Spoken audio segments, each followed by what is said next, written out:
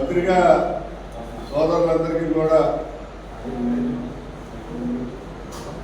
హృదయపూర్వకమైనటువంటి స్వాగతం తెలియజేస్తూ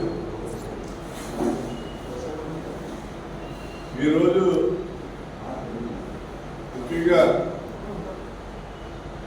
పత్రికా విలేకరుల సమావేశం ఏర్పాటు చేయడానికి కారణం ఏంటంటే నిన్ననే చంద్రబాబు నాయుడు గారు మహిళలకి ఉచిత బస్సు సౌకర్యం ఏర్పాటు చేయడం జరిగింది. ఇది చాలా సంతోషించవలసిన విషయం. దానికి కాంగ్రెస్ పార్టీ తరఫు నుంచి మేము కూడా హర్షం వ్యక్తం చేస్తున్నాం.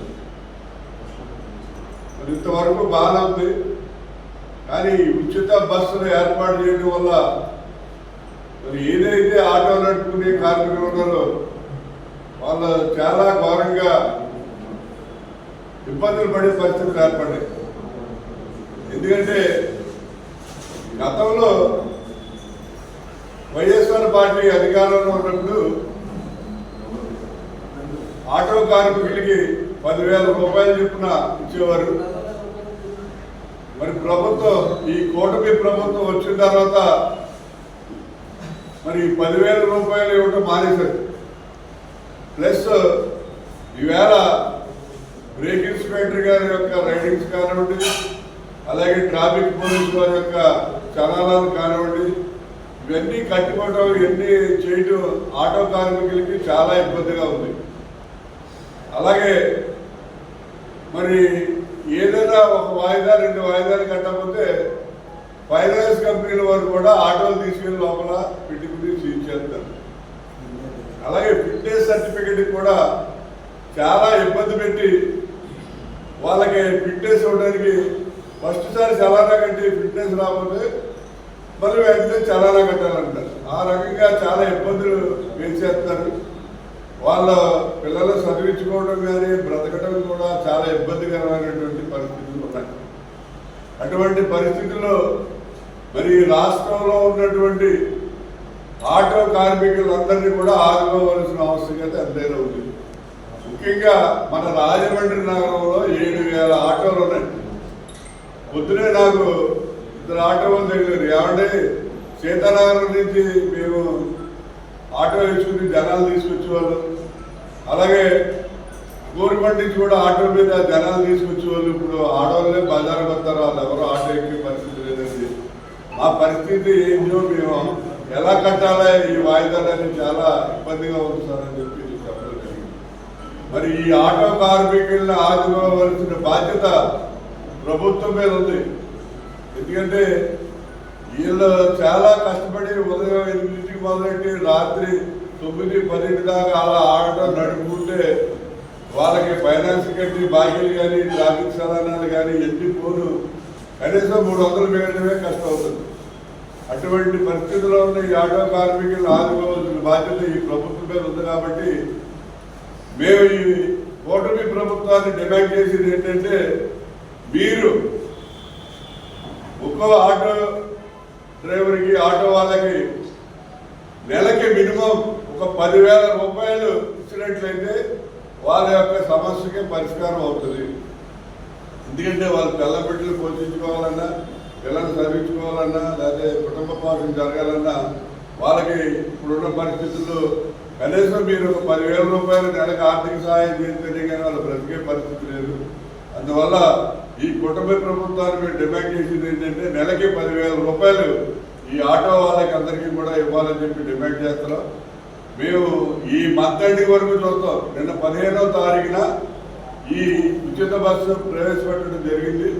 ఈ మంత్ ఎండింగ్ వరకు అంటే 15 రోజుల లోపల ఈ ప్రభుత్వం కనుక ఆటో డ్రైవర్లకి సముచితమైన న్యాయం చేసి నెలకు 10,000 రూపాయలు కనుక ఇవ్వకపోయినట్లయితే సెప్టెంబర్ 1వ తారీఖున రాజమండ్రి సబ్ కలెక్టర్ ఆఫీస్ దగ్గర ఆటో వాళ్ళ అందరితోటి కలిసి మహాధర్నా చేయడం జరుగుతుంది.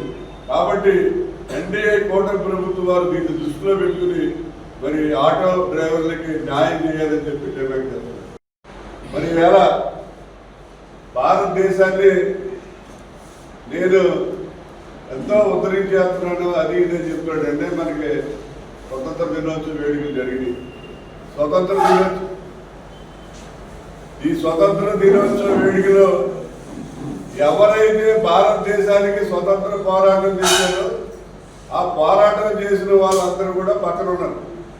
ఎవరైతే అప్పుడు బ్రిటిష్ వాళ్ళకి తొత్తులుగా బానిసలుగా పనిచేశారో వాళ్ళు ఈవేళ రాజ్యాన్ని ఏలుతున్నారు.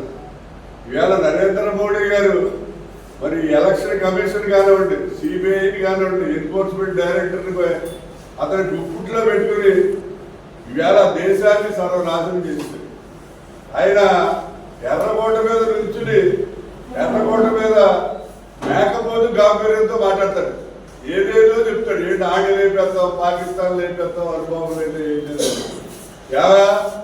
ఈవేళ అమెరికా అధ్యక్షుడు ట్రంప్, రష్యా అధ్యక్షుడు పుతిన్ ఒకటైపోయింది. పాకిస్తాన్ చైనా ఒకటైపోయింది. పాకిస్తాన్ అమెరికా ఒకటైపోయింది. ఇవన్నీ కలిసి ఇండియాకి వ్యతిరేకంగా ఉన్నాయి. నువ్వు ఏదో మేకపోతే గాంభీర్యంతో ఆటలు లేపేస్తావు, ఆడంతా ఈడంతా అని చెప్తే ఏంటి మాట్లాడుతున్నావు, నీకు అసలు సోకుంటే మాట్లాడుతున్నావా లేదా అన్నది చాలా విడ్డూరంగా ఉంది. ఎందుకంటే ఈవేళ అమెరికాతో యుద్ధం చేసే పరిస్థితిలో మనం లేవు, చైనాతో యుద్ధం చేసే పరిస్థితిలో మనం లేవు, రష్యాతో యుద్ధం చేసే పరిస్థితిలో మనం లేవు. ఈ పాకిస్తాన్ వాడు తెలియదు ఆడు లేపడుతూ వీళ్ళు లేపడుతూ అంటే ఆ పాకిస్తాన్ వాడికి ఆ 3 కంట్రీలు సపోర్ట్ చేస్తే మనం ఎక్కడ ఉంటామో మనకే తెలియదు. అటువంటి పరిస్థితుల్లో ఈవేళ మన దేశం ఉంది. ప్రధానమంత్రి రావడం వల్ల గతంలో అందరితోటి చుట్టుపక్కల ఉంటే మంచి రిలేషన్ ఉంటుంది.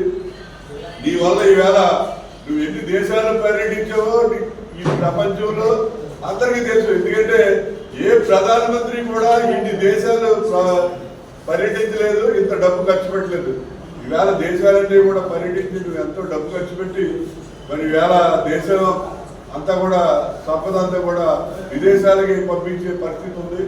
మరి అటువంటి ఈ నరేంద్ర మోడీ గారు ఎలక్షన్ కమిషన్ అడ్డు పెట్టుకుని ఓట్లు చోరీ చేశాడని చెప్పి కాంగ్రెస్ పార్టీ వాళ్ళు ఏఐసిసి పిసిసి యొక్క పిలుపు మేరకు 18వ తారీఖు సోమవారం 7 గంటలకి, రాత్రి 7 గంటలకి కోటకొమ్మ సెంటర్ నుంచి మన పాలవరగాల మార్కెట్, నెహ్రూ గాంధీ విగ్రహాల వరకు కూడా ఓటు చోర్ అంటే ఓట్లు దొంగ, మోడీ తాత తప్పుకో అనే స్లోగన్ తోటి, అంటే ఓట్లు దొంగ, మోడీ తాత తప్పుకో. ఎందుకంటే అతనికి వయసు అయిపోయింది 75 ఏళ్ళు.